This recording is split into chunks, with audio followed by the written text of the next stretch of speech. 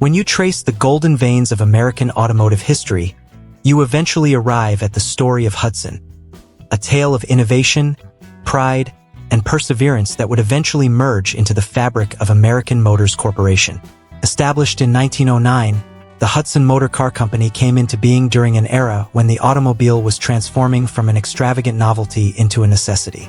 The company carried a spirit that was both humble and ambitious, rooted in Detroit's industrial optimism, yet never content to follow trends.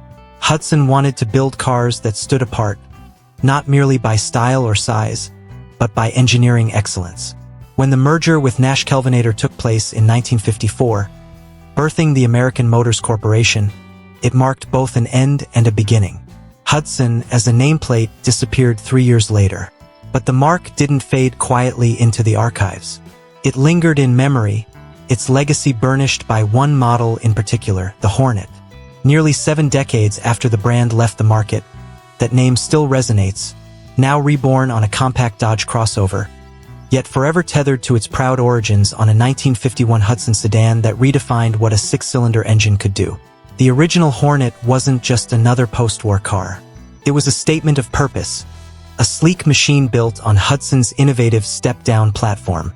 Introduced in 1948 on the third-generation Commodore, the step-down design placed the floor pan inside the frame rails rather than on top of them.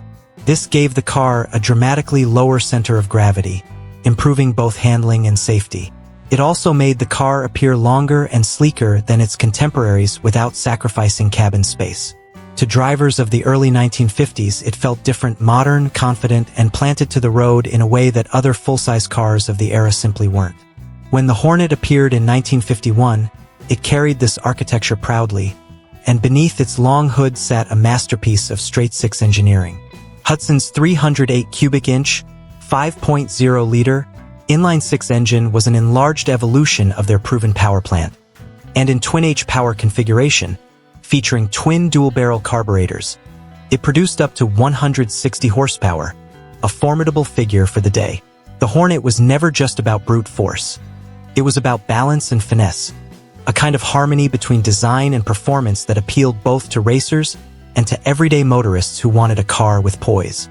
It didn't take long for the Hornet to make its mark where it mattered most: the racetrack. NASCAR was still in its infancy, a proving ground where Detroit's best clashed in raw, thrilling contests of speed and endurance. Between 1951 and 1953, Hudson's sleek sedan dominated the series, humbling rivals with bigger engines and deeper pockets. Drivers like Marshall Teague, Herb Thomas, and Tim Flock turned the Hornet into a legend, winning race after race and earning it the title King of NASCAR. The car's secret wasn't overwhelming power but superior balance. That step-down chassis gave it unmatched cornering stability, and its robust 6-cylinder engine delivered power smoothly and reliably. Hudson's engineers built a car that could dance on the track while others lumbered. The Hornet's triumphs carried symbolic weight beyond the checkered flag. At a time when the American automobile industry was increasingly obsessed with the V8, Hudson proved that precision and smart engineering could outwit raw displacement.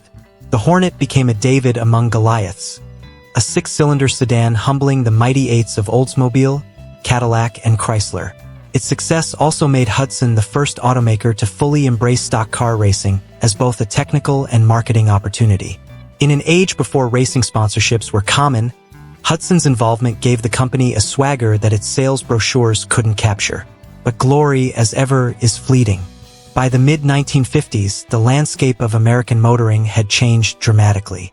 The post-war boom had evolved into a horsepower race, and the independent automakers, Hudson, Nash, Studebaker, Packard, found themselves struggling to compete with the deep coffers and production might of Detroit's Big Three.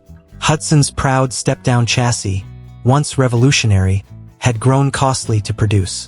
In 1954, the merger with Nash Kelvinator was born out of necessity, creating American Motors Corporation, AMC. It was a bold move, but it also marked the beginning of the end for the Hudson identity.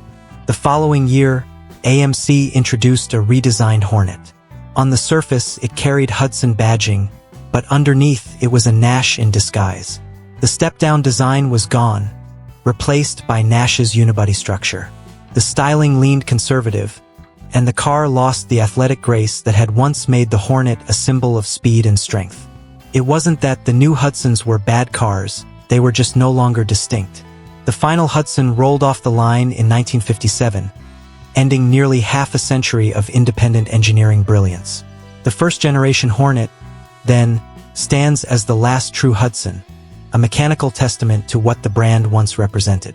During its brief four-year run from 1951 to 1954, the Hornet managed to carve out an indelible place in American automotive lore. A total of 131,628 units were sold, a respectable figure for a mid-sized manufacturer competing against giants. Yet the car's influence far outweighed its sales numbers. It inspired loyalty among owners, respect among racers, and admiration among collectors. Today, many of those Hornets are long gone, their steel skeletons rusting quietly in forgotten fields and junkyards. But a few survivors endure, restored, cherished, and gleaming reminders of an age when craftsmanship meant more than mass production. Among the rarest of them all is the 1954 Hornet Special. That year was a turbulent one for Hudson. The brand's racing dominance had faded, and the merger with Nash had created uncertainty in showrooms. Sales slumped badly. Only 24,833 units were sold across the entire lineup. To attract more buyers, Hudson introduced the Special mid-year, a lower-priced version of the Hornet designed to compete in a more crowded marketplace. It was stripped of some luxuries but retained the essence of Hudson engineering. Few were built and even fewer survive. One such survivor appeared at the Das Augstfest car show in Macungie, Pennsylvania. A humble beige two-door coupe that, at first glance, might escape the casual observer's attention. But to those who know, it represents something extraordinary. The Hornet Special of 1954 is among the rarest Hudsons ever produced. Production numbers are hard to verify, but some owners and historians claim that as few as 77 examples were built. If true, that would make this understated coupe rarer than many of the era's most exotic convertibles. In a January 2025 interview with Classic American magazine, collector Mike Stanley shared that his own 1954 Hornet Special, a lipstick red two-door coupe, is one of those 77. His pride was evident as he described its near-perfect restoration. The car at Macungie may lack the same flamboyant color, but its appeal lies in authenticity. The beige paint glows with a deep luster, the chrome trim gleams like polished silver, and the lines of the body remain true to the original Hudson design philosophy. Simple yet elegant, purposeful yet stylish. The Special was never meant to be flashy, but in its restraint lies its charm. Its interior, too, reflects that same philosophy. Hudson's cabin design of the early 1950s was straightforward but solid. The Special model didn't feature lavish trim or high-end materials. It was about quality and comfort rather than ostentation. To find one today with a period-correct interior in flawless condition is remarkable. The seats are upholstered in durable fabric that feels like a time capsule. The dashboard instruments gleam under their chrome bezels, and the steering wheel, large and thin-rimmed, invites a connection to the road that modern cars can't replicate. Under the hood, the Hornet Special hides the same soul that made its predecessors famous. While the top-tier models boasted the twin-H power setup, the Special relied on a single two-barrel carburetor feeding that mighty 308 cubic inch inline-six. Even without the dual-carb configuration, the engine produced a healthy 160 horsepower, an impressive figure for a car marketed as a budget-friendly alternative. Smooth, torquey, and unyieldingly reliable, this engine helped cement Hudson's reputation as a company that built power plants as tough as they were refined. Standing before a restored Hornet like this is a little like stepping back in time. You can imagine the sound of that big straight six coming to life, the subtle whir of the starter, the confident thrum of combustion, the faint vibration through the steering wheel as the idle settles into a steady rhythm. It's an experience that speaks to an era when the connection between man and machine was unfiltered, mechanical, and pure. These cars demanded engagement, rewarded skill, and carried their owners with a quiet dignity. What makes the 1954 Hudson Hornet Special truly fascinating today isn't just its rarity, but what it represents. It's the last whisper of a once proud independent manufacturer, the final note in a song that began decades earlier with the optimism of early American motoring. Each surviving example is a piece of that legacy, a rolling artifact of ingenuity and persistence. When you see one at a show, parked between flashier Fords and gleaming Chevrolets, it exudes a different kind of presence. It doesn't need to shout. It simply stands there, a survivor from a time when carmakers poured heart and soul into every curve and contour. In many ways, the Hudson Hornet's story mirrors that of countless independent American manufacturers, brilliant minds working against impossible odds, creating beauty in the shadow of giants. Yet few managed to capture the public's imagination the way Hudson did. The Hornet was more than a car. It was an underdog hero, a symbol of what happens when engineering passion meets creative boldness. That's why collectors and enthusiasts continue to revere it today. You can still find the echoes of the Hornet's influence in modern automotive design. The rebirth of the nameplate under Dodge might seem like a marketing move, but it serves as a reminder that history has a way of looping back. The original Hornet's DNA, innovation, balance, and understated performance still resonates in enthusiasts' hearts. It's proof that even after 7 decades, the legend hasn't faded. Every time a pristine Hornet appears at a show, surrounded by a sea of chrome and pastel paint, it invites admiration not just for its beauty, but for its story. The lines of its fenders, the curve of its roofline, the proud Hudson badge, all tell a tale of American determination.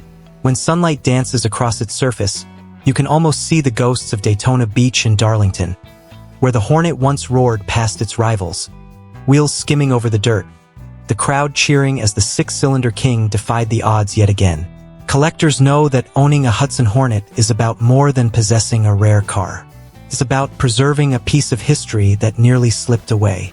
It's about honoring the people who built these machines by hand, who raced them, repaired them, and loved them. Each survivor carries fingerprints from an era when craftsmanship mattered deeply, and every carmaker had a personality. The 1954 Hornet Special may never command the same spotlight as a Cadillac or Corvette from the same era, but its appeal runs deeper. It represents resilience and authenticity, qualities that transcend horsepower figures and chrome trim. In its quiet way, it tells the story of America's automotive spirit, the triumphs and the losses, the dreams that drove inventors to keep building even when the odds were against them.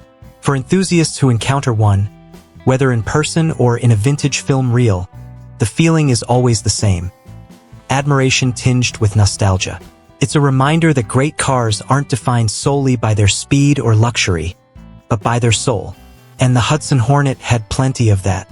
From the rumble of its straight six to the subtle elegance of its silhouette, it embodied the essence of post-war American optimism, a belief that better engineering and bold thinking could shape the future. As we stand nearly 70 years removed from Hudson's final chapter, it's comforting to know that the Hornet endures, not just in museum collections, but in the passion of those who keep its story alive. Whether it's a meticulously restored special in Pennsylvania or a family heirloom tucked away in a quiet garage, each one is a testament to the enduring beauty of craftsmanship. The Hudson Hornet may have disappeared from production lines long ago, but its legacy continues to hum quietly in the background of automotive history, steady, timeless, and unmistakably American.